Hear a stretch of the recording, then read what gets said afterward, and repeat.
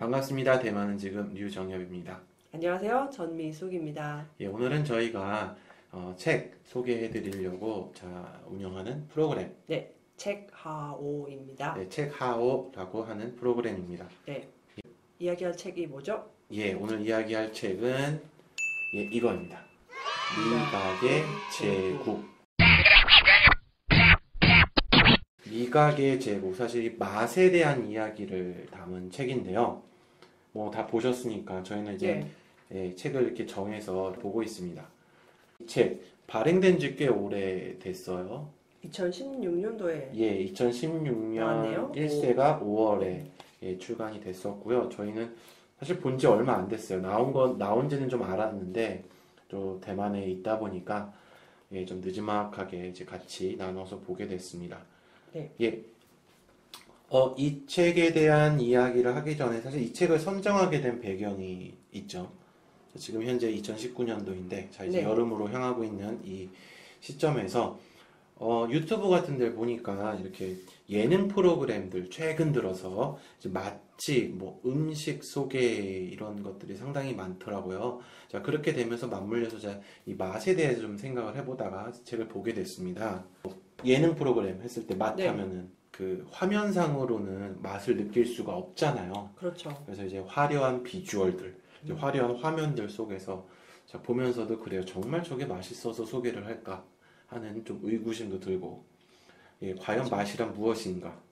네. 또 대만에 오신 분들은 아시겠지만 대만에도 맛있는 음식이 정말 많거든요. 반면에 한국 분들, 우리나라 분들에게 맞지 않는 음식도 상당히 있고, 또 너무 잘 맞는 음식도 없잖아 있고요. 또 반면에 대만 사람들에게 있어서 한국 음식은 이미 보편화되지 않았습니까? 그렇죠. 예, 보편화된 가운데 지금 이 한국 맛이 대체 뭔데?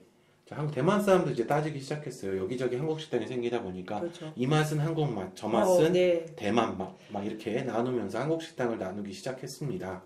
그렇기 때문에 이제 그 맛에 대해서 대체 뭘까 하고 생각을 해보게 됐습니다. 그리고 가장 많이 물어보시는 게 그럼 이제 뭐예요? 한국에 예. 정말 한국식 맛이냐라고 그러니까 많이 정말 한국 물어보죠. 맛이냐 이게. 네, 근데 참 대답하기 애매하죠. 그렇죠. 이게 뭐가 한국 맛인데 했을 때 여러 가지 생각을 해보게 돼요. 네, 사실 그리고 저도 이제 뭐 떠난 지 오래돼서 진짜 한국 맛이 뭐라고 얘기해야 될지, 내가 좋아하는 맛이 한국 맛인지 예, 그리고 또 그런 것도 전통적인 있고 맛인지. 또 네. 뭐가 전통적인 맛이냐라고 네. 이야기했을 때도 참 대답하기 힘들어요. 네, 김치만 예를 네. 들어도요. 뭐 서울 경기 김치, 뭐 강원도 김치, 뭐 전라도 충청도 거기에 또 경상도. 경상도 김치까지 네. 심지어 제주도 김치 맛도 다르단 말이에요. 근데 거기다 대놓고 이게 진짜 어때? 라고 말하기도 참 그렇더라고요. 그렇죠. 솔직히 반성하는 의미에서 반성하는 의미에서 공부하는 의미에서. 공부하는 의미에서 보게 됐습니다. 네. 예. 자, 먼저 저는 이 책을 읽으면서 되게 궁금했던 부분이 네. 이거였어요. 왜 제목이 미각의 제국인가? 네, 그렇죠. 저도 지금 가장 기억에 남는 것 중에 하나가 이 제목에 대한 거였어요. 책에 이제 설명이 있어요. 보면 왜 미각의 제국인가? 예. 한번 간단하게 소개해 주시겠어요? 나는 이 책을 쓰면서 우리 몸 안에 들어와 있는 제국주의자들의 미각 기준을 털어내려고 시도하였다. 사실 거의 약간 이제 예전에 있던 뭐 제국주의자들이 만들어 놓은 그런 미각의 기준을 뭐 없애고자 하는 그럼 그런 식으로 제국주의자의 의미에 대해서 좀 구체적으로 서술돼 있나요? 좀 되게 궁금합니다. 사실 그냥 전체적인 제국주의로 나와 있어요. 특별하게 뭐 어디를 딱히 얘기하진 않았고요. 이제 제국주의자, 특히 저희 한국 역사에 비춰볼 때 그렇죠. 제국주의자라고 하면은 어떻게 보면 일본이라는 그렇죠. 그래서 이제 타겟으로 한 건 아닌가 네, 그렇다고 추측만 되네요. 네, 생각이 됩니다. 이 책의 전제 조건은 음, 일단은 저희의 맛, 미각이라는 감각이 일본 맛에 길들여져 있다. 뭐 이런 거부터 출발하나 보죠. 약간 일제시대에 이제 예. 지나면서 바뀐 것들, 뭐 이런 것들에 대한 어떤 반감? 이런 느낌이라고 이제 책을 제목에 보면 나오는데 저는 또 그러면은- 그런 생각이 안 들어요. 그럼 어떻게 보셨어요? 전반적으로 이 제국주의를 타파하겠다. 뭐 이런 의미에서 나온 뭐 미각의 제국이었다 하면은 저는 그런 의미보다는 상업화되어가는 음식 산업이나 그런 쪽에 대한 좀 비난이 더 많지 않았나 그런 생각이 많이 들어요. 저도 조금 비슷한 느낌을 받았어요. 제국주의자라고 할 때 네. 이제 그런 거잖아요. 그 황교익 씨의 뭐 다른 책 한국 음식 문화 박물지였던가 거기에도 나왔던 부분이기도 한데 예를 들어서 뭐 조선 옛날 궁중 음식이 상업화된 계기가 이제 제국주의로 넘어오면서 네. 예, 이제 궁중에 있던 그 사람들이 나오면서 이제 음식을 하면서 팔기 시작하면서 상업화됐다라는 말을 본 기억이 나거든요. 네. 뭐 그거는 그렇다 치고 과연 제국주의가 맞는지 저도 이제 자본주의의 식탁 같은 개념 네. 그러니까 네. 자본주의 때문에 생긴 자본주의라면 그런 거잖아요. 이제 대량 생산. 네. 기본적으로 그렇죠. 대량 생산의 시작인데 대량 생산 때문에 저희 맛이 너무 표준화된 건 아니냐. 거기에 대한 비판으로 저는 좀 받아들였었거든요. 네. 사실 그래서 이제 보면은 제국주의하고 좀 멀지 않냐. 네, 약간 이제 뭐 실제로 음식을 만드시는 분들이 예. 실제로 너무 이제 생활하기가 어려우시니까 대중화나 이렇게 간단하게 만들 수 있는 방법을 이렇게 바꾸시잖아요. 그렇죠. 산업화가 되니까 아무래도 최근 들어서도 이제 뭐 워라벨부터 아이 양육부터 최근에도 이제 반 제조식품, 반조리 식품들도 나오고 많아진 있는 것 상황이고 그 와중에 과연 여기에 대해 잊지 말아야 돼라고 하지만 그렇죠. 근데 저도 누가 그거를 지켜주실 건가요? 그분 농업하시는 분들. 그러니까 너무 그 맛에는 되게 예. 이분이 되게 이제 애정이 느껴지는데 좀 그런 부분은 사실 좀 현실하고 맞지 않다. 그렇죠. 좀 그런 아쉽다는 그분들도 뭐 그렇게 지키고 싶지 않아서 너무 상업화만 비난을 하신 것 같아서 좀 아쉬웠습니다. 아, 그래요. 또 뭐 여러 가지 이야기들이 있어요. 뭐 소고기 중에 특히 마블링에 관련된 부분도 저는 되게 인상 깊게 봤었고. 네. 근데 저는 글쎄요. 그냥 다 떠나서 이 책에서 이제 공통점을 지적하는 게 고기에 대한 뭐 피에 대한 신선도, 피에 따라 맛이 다르다라고 이야기하거든요. 뭐 돼지고기 이야기도 있고 소고기 이야기도 있는데 거기서 보면서 피에 따라 맛이 다르다. 그럼 피가 신선해야 고기가 맛있다. 어떻게 보면 그런 결론이기도 하거든요. 사실 이게 그렇잖아요. 신선한 고기를 고르는 방법 네. 중에 하나이기도 하고, 네.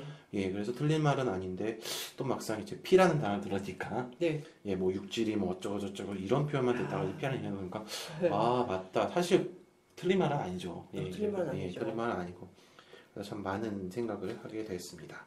저는 여기서 재미있었던 것 중에 하나가 이제 고추장에 대한 고추장. 설명이에요. 특히나 이제 비빔밥. 여기 보면 이제 세상에서 가장 난해한 조리법이라고 해서 비빔밥을 만드는 방법이 나와요.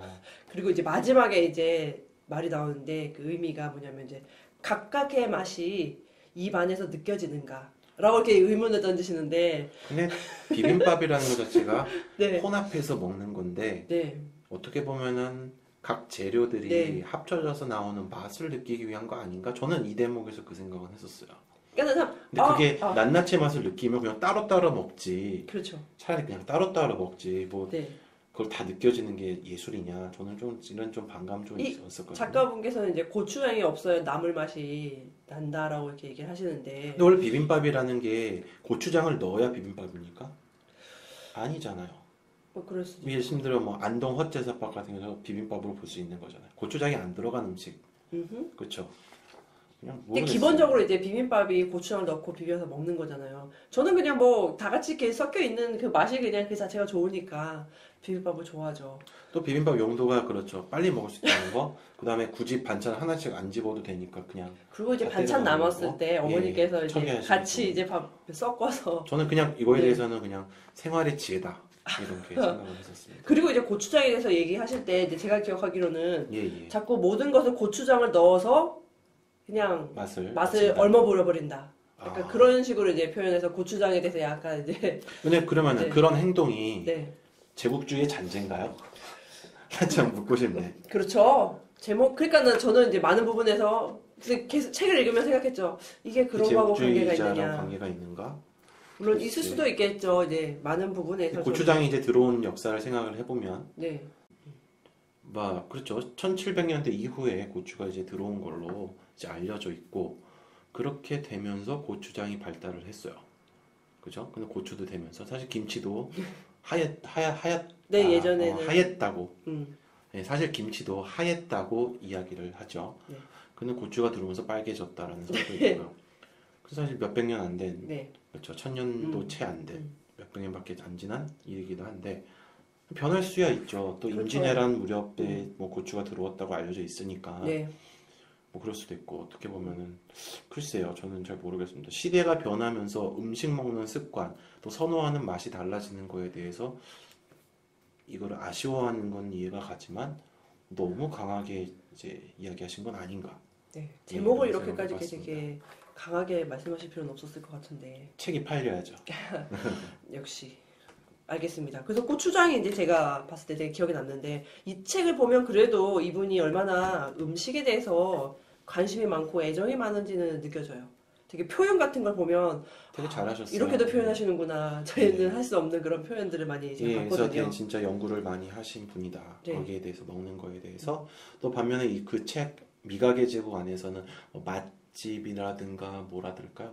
뭔가 이렇게 특정 뭔가 지역을 떠올린다기보다 네, 그냥 전반적인 우리 식습관에 대한 생각을 한번 좀 생각해 볼 수 있게 만드는 네. 좀 그런 책이기도 했고요.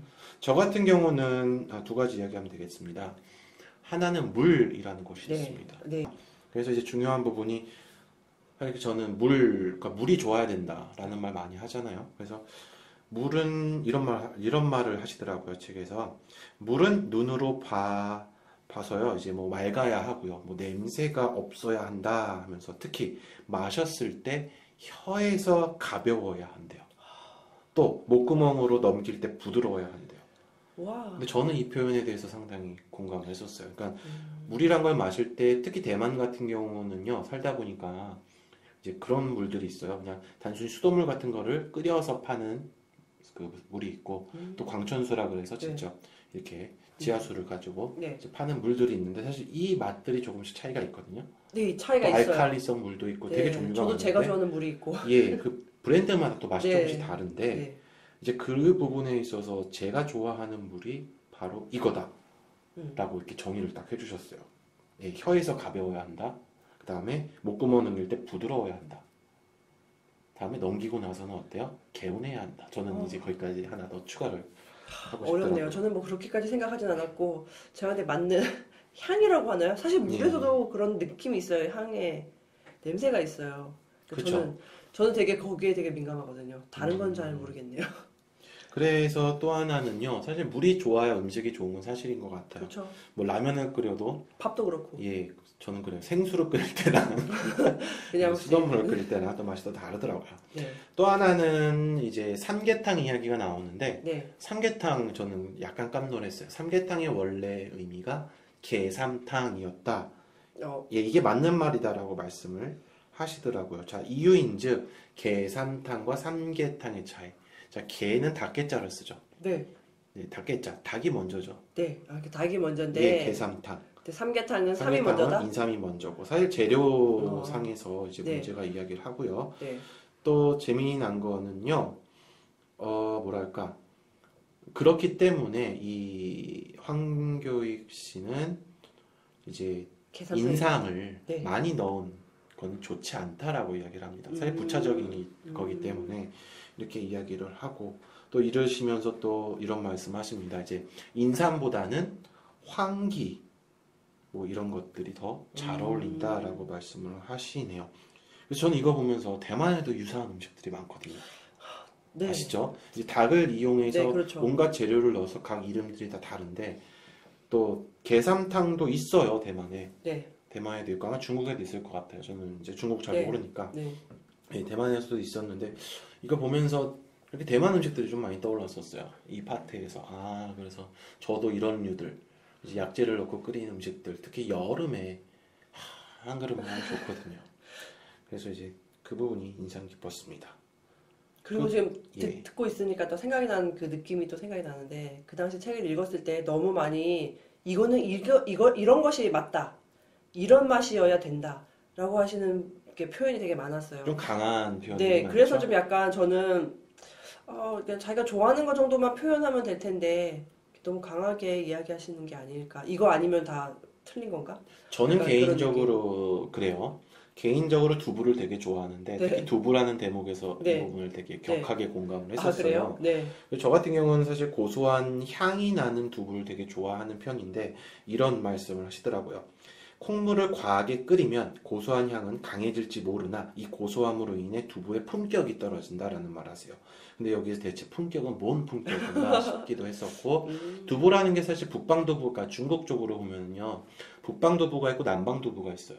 우리가 먹는 순두부 종류의 약간 말랑말랑한 두부는 대만이라든가 이제 중국 남부 쪽에서 말랑말랑한 두부가 많고요. 또 반면에 저쪽 중국 북방 쪽으로 가면은 두부가 우리나라 두부처럼 이렇게 딱딱한 두부들 예, 사실 종류가 다 있단 말이죠. 네. 그러면서 이제 그거를 먹을 때 사실 각자의 특징들이 있어요, 먹을 때. 네. 예, 그래서 오히려 좀 단단한 두부는 향이 좀 강한 편이고 말랑한 두부는 뭐랄까, 자, 입에서 맴도는 말랑말랑한 그 감촉들이 있단 말이야. 그렇죠. 약간의 콩 냄새와 그렇죠. 함께, 네. 콩 향기와 네. 함께. 자, 그래서 이 부분에 있어서도 글쎄 이분께서 어떻게 이렇게 두부에 대해서 품격이 떨어진다. 대체 품격 있는 두부는 뭘까? 라는 생각을 좀 해봤었습니다. 그래서 그러네요. 저는 그래서 개인적으로 이제 두부 중에서 전 생각이 나는 게 강원도 설악산 쪽에 네. 예, 콩으로 만든 두부도 손두부들 되게 많거든요. 그냥 그 생각을 좀 많이 해봤었어요. 어느 정도를 해야 이분께서 말씀하시는 입안에 넣었을 때 약간의 콩비린내가 받으면서 입천장 가득 고소함이 확 번지는 품격 있는 두부가 와, 이렇게 되는지. 표현은 정말 예, 예술이죠. 와, 이렇게 뭔가 되게 잘하셨어요. 예. 네. 멋진 것 같아요, 표현은. 그래서 이런 부분이 있었습니다.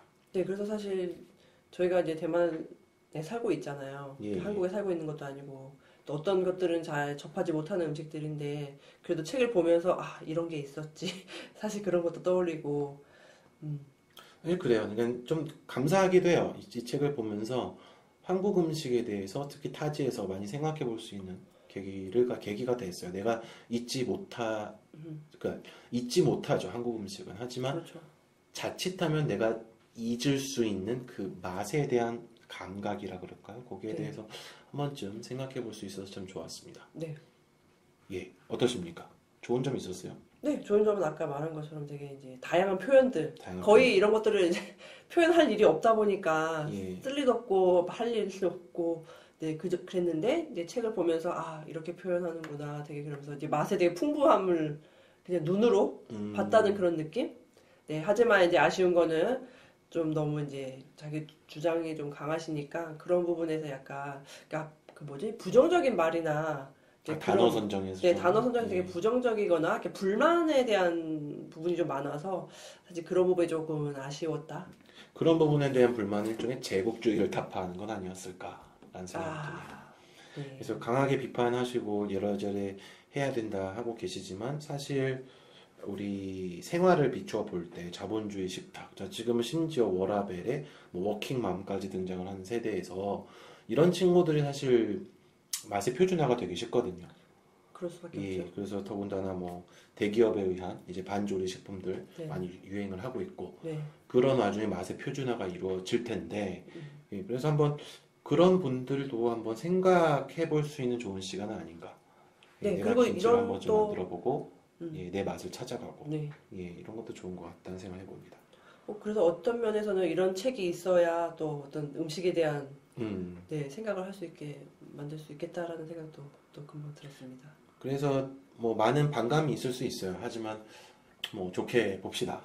예, 그래서 네. 참 좋은 취지 같아요. 그래서 어쨌든 간 몰랐던 것도 사실은 많이 알았지만 다 기억할 수 없는 게 좀 아쉬울 뿐이고 너무나 많은 그런 음식에 대한 설명들 네, 네, 그런 부분은 뭐 저희가 이제 딱히 쓸 수 있는 곳은 없으니까 예, 그쵸. 네, 그래도 혹시나 이제 대만 친구들이 물어봤을 때 조금은 더 예, 조금은 도움이 될 더, 수 예, 도움이 될 수 있을 것 같아요. 네. 이제 한국에 대해서 조금 알려준다 했을 때 객관적인 서술이 좀 필요하긴 하거든요. 그죠, 이분이 좀 뭐 다 객관적인- 객관적이진 않지만 네. 저하고 반대되는 의견도 있을 수 있고 네. 공감하는 부분도 있을 수 있어요. 그래서 그런 부분을 보시고 그래서 한국의 맛은 이렇다. 한 번쯤 생각해 보실 수 있는 좋은 계기가 되었으면 좋겠습니다. 특히 외국에 계신 분들, 외국에 계신 한국 분들 이제 네. 한국에 대해서 뭐 여러 가지 소개하실 텐데 자기 기준보다도 그냥 제3자 관점에서 소개해 주는 것도 나쁠 것 같지 않습니다.